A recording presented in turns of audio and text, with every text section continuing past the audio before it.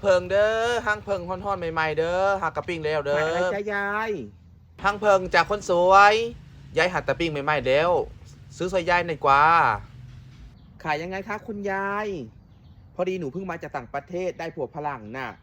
อยากลองซิมพอดีเลยอันละ50 บาทล่ะซื้อซอยยายแน่ลดได้ไหมคะ45 บาทก็ได้เอาแม่ยายลดให้ลดอีกไงจ้าหนูบ่เคยกินอยากลองซิมเบิง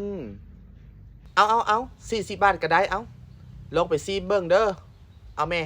นี่จับเอาลดให้หนูอีกไงยายโอ้ยมึงสิต่อ10ต่อ20อยู่นี่บ่เงิน40 บาทมึงก็ต่ออยู่นี่เนาะมึงบ่เบิ่งสภาพหน้ากูแน่นี่ก็สิเอามาได้นี่โอ้ยอีมาดามใหญ่หรือว่ามึงจะเอาไปกินฟรีบ่เอ้าให้กินฟรีเหรอคะกูประสดสินี่ไปทางไหนล่ะนี้เฮ้ยไม่ซื้อหรอกจ้าขายแพงเกินไปดีกว่าหนีไปหาซื้อบนอื่นพุ่นเฮ้ย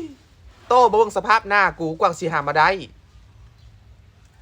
บ่ซื้อเดี๋ยวโต้เทศโต้ว่าลดให้ก็ยังบ่เอาลดให้สำนั้นลดให้สำนี้มึงอยากกินฟรีบ่เฮ้ยอีมาดามอีมาดากเมียฝรั่งขี้นกนี่แน่